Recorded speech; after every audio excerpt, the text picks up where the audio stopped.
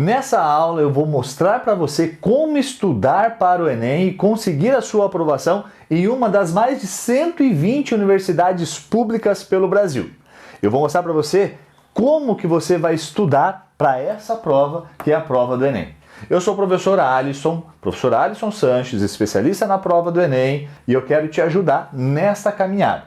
Olha só, o Enem, galera, é uma prova que você vai fazer. Ele é apenas uma prova, é o mecanismo que você vai utilizar para conseguir a sua aprovação. E eu sempre falo para os alunos o seguinte: para você ir bem numa prova, você tem que dominar bem essa prova, entender toda a sua estrutura, como que ela funciona, e aí sim você vai conseguir estudar de uma forma mais adequada para essa prova, beleza? Então é isso que eu vou mostrar para vocês. Vamos lá, galera. Enem. Enem significa o quê? Um exame, é uma prova. É essa prova que você vai fazer que vai gerar para você uma nota. E eu já vou explicar melhor para você sobre essa nota e como que você vai utilizar. A prova do Enem, esse exame, ela é feita a partir de 4 áreas do conhecimento: linguagens e códigos, ciências humanas, ciências da natureza, matemática. São 4 áreas do conhecimento. A prova do Enem é dividida em 2 dias. No primeiro dia, você vai fazer as 2 primeiras áreas aqui, linguagens e códigos e ciências humanas, mais a redação. Então, no primeiro dia de prova, com 5 horas e meia de duração, você vai fazer 45 questões de linguagens e códigos, 45 questões de ciências humanas, mais a redação. O que é cobrado em linguagens e códigos? O que é cobrado em ciências humanas? É isso aqui que eu vou explicar detalhadamente para vocês daqui a pouco. No segundo dia, você vai fazer a prova de ciências da natureza e matemática. É o segundo dia de prova, ok? Então aqui primeiro dia, aqui o segundo dia. 5 horas para você realizar essa prova de ciências da natureza e de matemática. Agora, galera, preste atenção no que eu vou dizer para vocês. Se vocês já fizeram algum vestibular na vida de vocês, e aqueles que realmente fazem um vestibular com bastante dedicação, provavelmente fizeram a leitura do edital do vestibular, não é? Para o Enem é diferente. Então eu queria que vocês entendessem a diferença que há entre Enem versus vestibular. Se você entender isso aqui, você vai perceber a importância que o Enem tem na sua vida. Por quê? O Enem é uma prova que gera uma nota, onde você pode usar ela para o SISU e para o ProUni. Pô, professor, o que significa SISU e ProUni? São programas do governo federal, onde você usa a sua nota para conseguir vagas nas universidades através desses sistemas. O SISU para as universidades públicas. O ProUni para as universidades particulares. Professor, quais são as regras para conseguir então uma vaga através do Enem numa universidade pública? Bom, para a universidade pública, qualquer aluno pode concorrer, tanto aluno de escola particular como os alunos de escolas públicas. Só que o SISU, ele estabelece uma divisão das vagas em cotas voltadas para os alunos de escolas públicas e para os alunos de escolas particulares, ok? Então nós temos essa grande diferença aqui entre o SISU e o ProUni. O ProUni é para as universidades particulares. Só que o ProUni, ele é quase que um subsídio, é um subsídio do governo, onde ele vai arcar com a sua despesa na universidade particular. Você vai conseguir bolsa, que pode ser de 50% ou de 100%. Então, há essa grande distribuição. E, gente, se você somar a quantidade de vagas do SISU mais a do ProUni, são milhares, mas milhares de vagas no Brasil, tanto no primeiro semestre como no segundo semestre. Como que você consegue concorrer isso aqui? Tudo através de uma única prova, de uma única nota. E aí você já consegue entender um pouquinho a diferença que o Enem tem para o vestibular. Porque o Enem, ele te gera uma nota onde você concorre a várias vagas pelo Brasil inteiro com aquela única nota. O vestibular é uma única prova também, direcionada especificamente para aquela universidade. Então veja, é como se você tivesse aqui uma única chance. Tem vestibulares que é uma vez apenas no ano. Então você tem uma única chance com aquela nota de entrar naquela universidade. O Enem, com uma única prova, você tem 120 chances. Consegue entender? São 120 universidades diferentes. Provavelmente vão ser mais de 120 já na próxima prova. E aí, com aquela nota, você pode concorrer a todas essas universidades. É você escolher o curso que você quer, a universidade que você deseja e usar a nota do Enem. Só que o vestibular, para você estudar, você precisa entender o edital. O Enem, para você estudar, você também tem um edital. Só que esse edital do Enem, ele é diferente do vestibular. A gente chama de matriz de referência. E galera, entender isso aqui, a matriz de referência é o pulo do gato. Entender a matriz de referência é o grande diferencial que você tem que ter. O aluno que domina a matriz de referência é o aluno que tira a maior nota do Enem. O aluno que domina a matriz de referência é aquele que passa nas melhores universidades, nos melhores cursos. Então você precisa dominar a matriz de referência. E sabe por quê que eu falo que é importante dominar a matriz de referência? Nós já fizemos pesquisas com alunos do Brasil inteiro. E eu afirmo para vocês, 85% dos alunos não conhecem a matriz de referência do Enem. Você conhece a matriz de referência do Enem? Já ouviu falar da matriz de referência do Enem? Você estuda pela matriz de referência do Enem?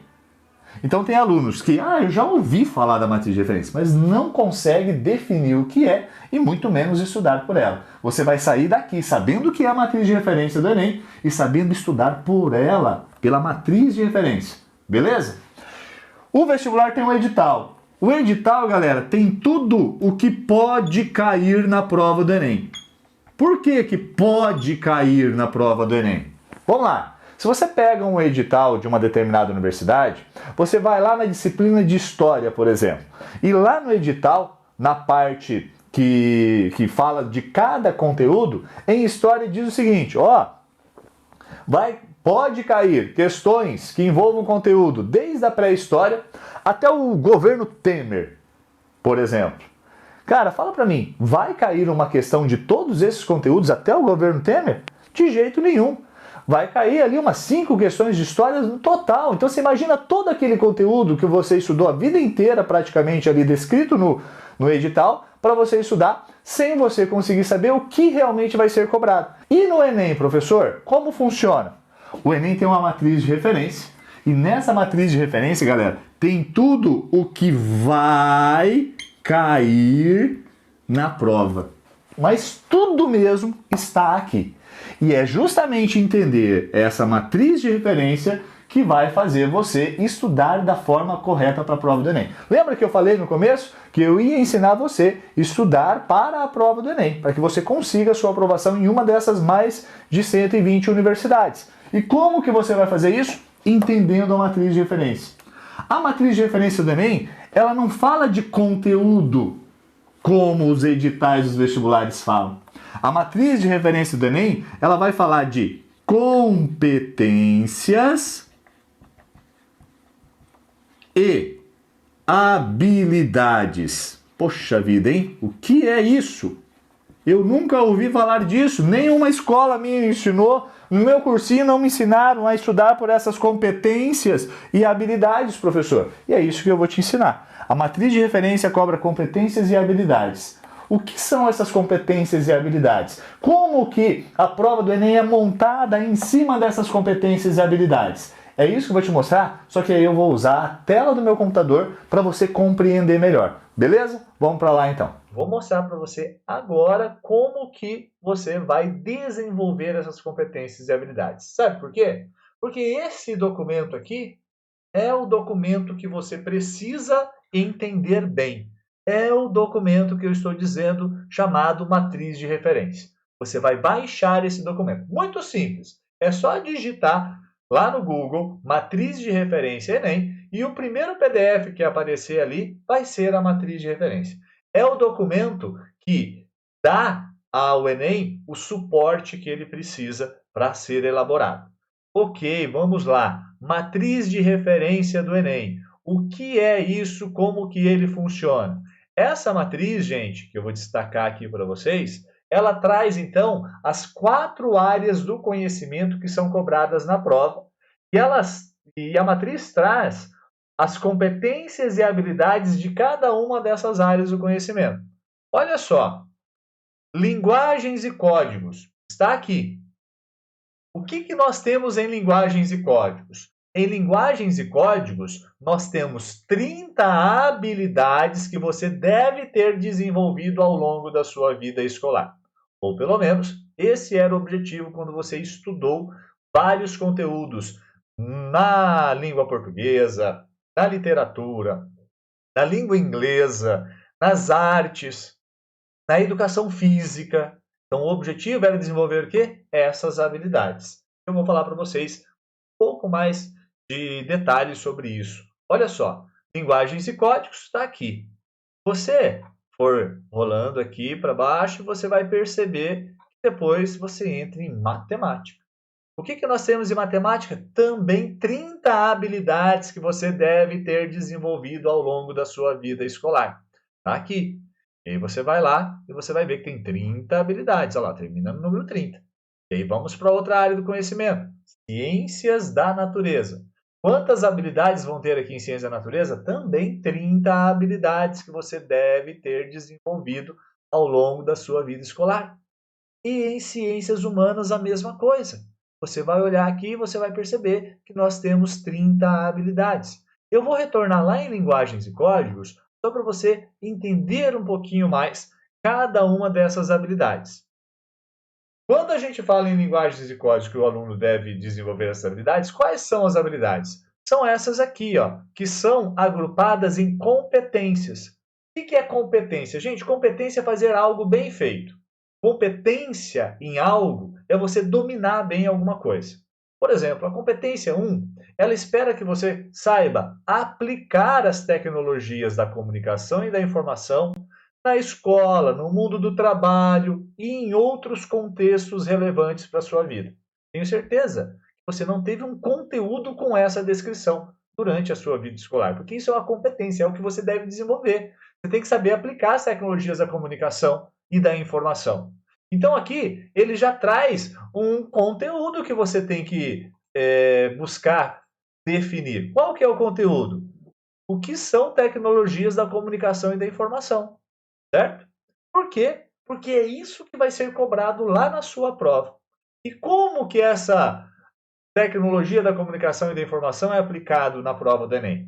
Através dessas 4 habilidades dessa competência aqui, ó. Essas 4 primeiras habilidades estão relacionadas à tecnologia da comunicação e da informação. Quer ver? Eu vou provar para vocês. Habilidade 1 diz: identificar as diferentes linguagens e seus recursos expressivos como elementos de caracterização dos sistemas de comunicação. Tecnologia de comunicação e da informação. Está aqui, sistema de comunicação.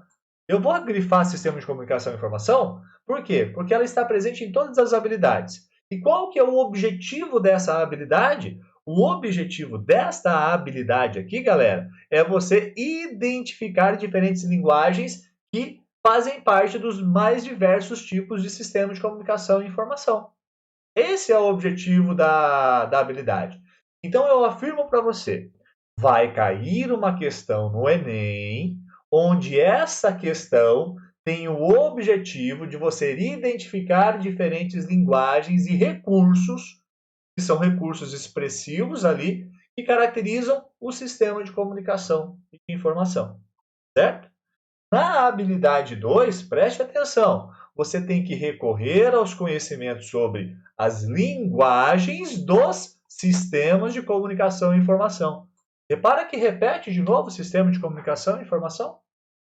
Então, o que você tem que fazer é recorrer às linguagens que o sistema de comunicação e informação tem. Para quê? Para resolver problemas sociais. Então, vai ter uma questão no Enem, onde tem algum problema social ali, alguma coisa que é um problema social e que o sistema de comunicação e informação ele tem o objetivo de ajudar a resolver aquele problema social. Eu vou dar um exemplo. Uma questão do Enem, uma vez, trouxe lá uma descrição técnica sobre uma cadeirinha de criança, aquelas cadeirinhas que a gente coloca atrás no carro. Foi uma questão do Enem. Então ali havia uma descrição explicando a importância e os benefícios, né, de se utilizar aquela cadeirinha específica, o quanto que ela é segura. Poxa, há uma linguagem ali para você entender o uso daquela cadeirinha. E qual que é o objetivo? Resolver um problema social. Qual problema social? Poxa, antes dessa cadeirinha ou de outras situações para melhorar a segurança, a gente tinha acidentes que muitas vezes causavam morte das crianças. Então, a cadeirinha serve para você diminuir, né, os acidentes, ou quando acontecerem os acidentes, você diminuir o risco das crianças se ferirem ou morrerem por conta do acidente. Isso é um problema social. Olha quantas pessoas morrem de acidentes no Brasil por ano. Estou dando um exemplo. Habilidade 3. A habilidade 3 pede para você relacionar as informações geradas, de novo, no sistema de comunicação e informação, considerando o quê? A função social desses sistemas. Nossa, professor, mas você falando assim, eu não consigo visualizar muito bem a relação que há, então, dessa questão, dessa habilidade com a questão. Então, eu vou mostrar para você na prática. Eu vou pegar aqui uma prova do Enem. Olha aqui, essa é uma prova do Enem, 2019, segunda aplicação, e eu vou lá na questão 23, eu vou manualmente aqui mesmo para você acompanhar comigo. Chegando na questão 23, né, temos aqui a questão 23. Gente, olha o comando dessa questão. O comando dessa questão é o seguinte, ó. A função sociocomunicativa do texto é... Então, aqui diz o quê? A função sociocomunicativa. O que é a função sociocomunicativa? O que é a função social desse texto? O que esse texto traz? A diferença entre publicidade e propaganda. Não é um sistema de comunicação e informação? Cadê a relação com a habilidade, professor? Ora, olha o que diz a habilidade. Relacionar informações geradas aonde? No sistema de comunicação e informação. Onde que tem uma informação gerada aqui? Nesse sistema de comunicação e informação, que é a publicidade e a propaganda. E esse texto está falando sobre a diferença entre os dois. E é para você considerar a função social desse sistema de comunicação e informação. E aqui diz o seguinte, a função sociocomunicativa do texto é o quê? E aí você vai procurar a resposta analisando o texto. Mas veja que ela faz parte desta habilidade, que é a habilidade 3 de linguagens e códigos. E o que você vai fazer? Analisar habilidade por habilidade. Depois eu vou mostrar para vocês na prática como que eu faço isso com os meus alunos. Eu vou mostrar para vocês como que eu oriento melhor os meus alunos em relação a estudar dessa forma.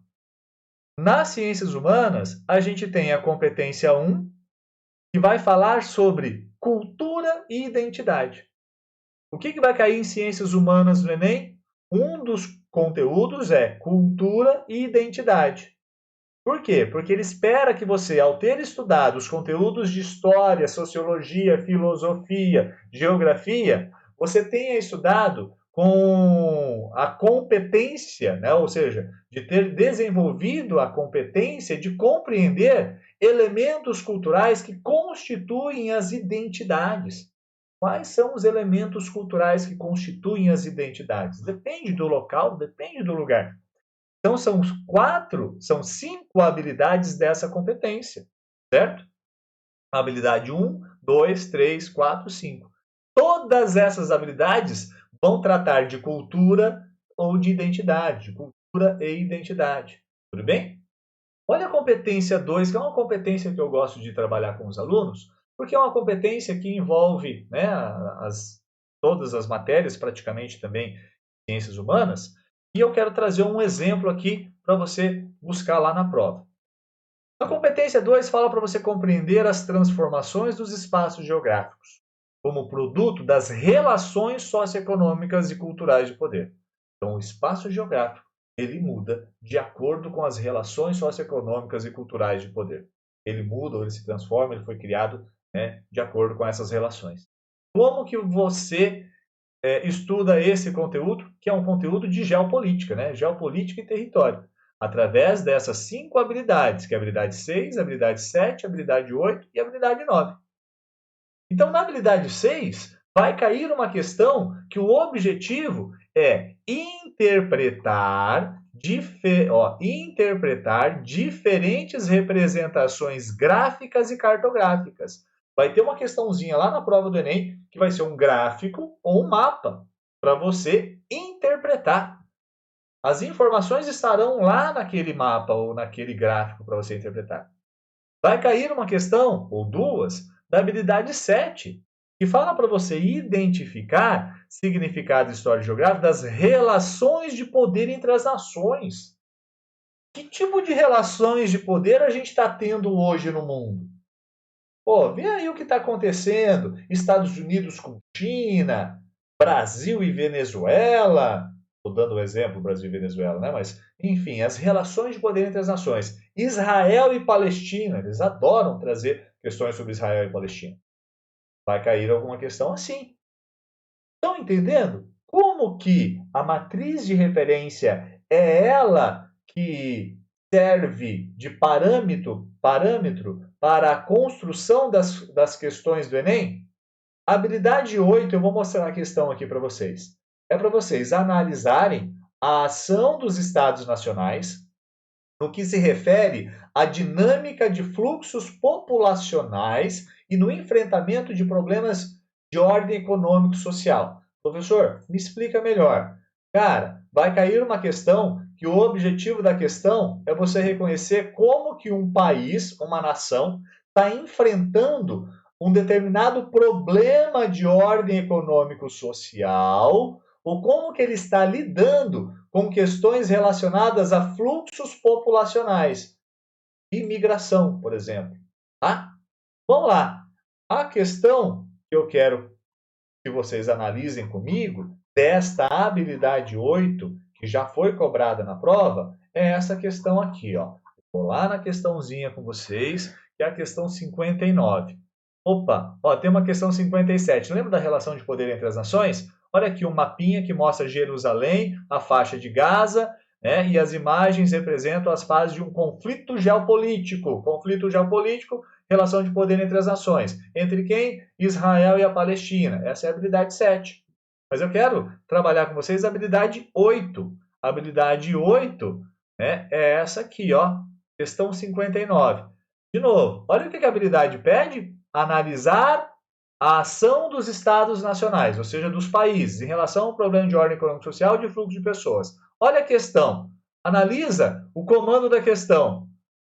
Perante o cenário econômico descrito, o Estado brasileiro, ou seja, qual que é a ação que o Estado Nacional Brasil está tomando? O Estado brasileiro assume, a partir de 1930, uma política de incentivo a... Então, o Brasil tomou uma ação. Qual ação? Política de incentivo a alguma coisa. Para enfrentar o quê? Para enfrentar o cenário econômico descrito no texto, que é o cenário econômico do contexto da crise de 1929. Então vejam, aqui a gente tem um exemplo da habilidade 8 que fala para você saber reconhecer o que os estados fazem em relação a alguns problemas de ordem econômico-social e de fluxo de pessoas. Olha a habilidade, a questão 58. Lembra de uma habilidade que eu acabei de falar para vocês, que é a habilidade de interpretação de mapas ou gráficos? Essa aqui é uma questão da habilidade 6, de interpretação de mapas e de gráficos. Está aqui para você analisar, certo? Interpretar as informações que estão contidas aqui, apenas aqui. Muito bem. E você vai fazer isso estudando a matriz de referência em todas as áreas. Vai lá nas ciências da natureza. O que você tem que estudar nas ciências da natureza? Eu tenho que estudar a competência 1, 2, 3, ou seja, as 30 habilidades. Olha a habilidade 1 de ciência da natureza. Na habilidade 1 de ciência da natureza, você já vai matar a pau o que é para você estudar. Por quê? Porque ela diz o seguinte: reconhecer características ou propriedades de fenômenos ondulatórios ou oscilatórios. Então, o que você tem que estudar aqui? Fenômenos ondulatórios ou oscilatórios. Qual que é o conteúdo? Aliás, qual que é a matéria utilizada para você estudar essa habilidade? Física. Qual o conteúdo da física? Ondulatória. E aí eu pergunto, vai cair alguma questão sobre ondulatória na prova do Enem? Claro que vai cair alguma questão sobre ondulatória na prova do Enem. E eu vou mostrar para você onde que está essa questão na prova que já passou, né? Nessa prova aqui que eu trouxe como exemplo para vocês. Deixa eu pegar a questãozinha aqui, deixa eu compartilhar para você analisar comigo. Olha a questão 124. Olha o comando da questão e fala para mim se ela é da habilidade 1 ou não. Dentre as propriedades de ondas citadas, aquelas associadas ao aumento do brilho do laser é o... Questão sobre ondas? Sim. Sobre ondulatória? Sim. Por quê? Porque nós temos a matriz de referência, que fala desta habilidade, entre várias outras. Olha uma outra habilidade bem simples de você reconhecer o conteúdo. Dimensionar circuitos ou dispositivos elétricos de uso cotidiano. Eletricidade, não é? Enfim, está aqui. Vai cair alguma questão sobre eletricidade na prova do Enem? Com certeza, porque está na habilidade 5. É isso, gente, que eu quero que você entenda. Você tem que estudar a partir da matriz de referência. E matemática, professor? Poxa, matemática tem uma provinha só para ela. Olha que bonitinho. Nós temos aqui matemática. Nós temos 30 habilidades só de matemática. E o que eu tenho que estudar em matemática? Essas 30 habilidades aqui. Essas 30 habilidades de matemática, você vai ver que nós temos aqui os conteúdos que são cobrados. E aí, o que eu normalmente faço com os meus alunos? A gente faz um levantamento também dos conteúdos que são mais cobrados em cada uma dessas habilidades de matemática, certo? Então, você entendeu a relação que há entre a matriz de referência e a prova do Enem? É estudar a partir da matriz de referência que você consegue melhorar e aumentar a sua nota no Enem. Como que você estuda pela matriz de referência? Eu fiz aqui uma relação da matriz com as questões, certo? Agora, eu vou mostrar para você, eu vou te convidar aí, né, para você assistir o próximo vídeo, né, na próxima aula, para você entender na prática como que, por exemplo, eu ensino os meus alunos a estudarem pela matriz de referência.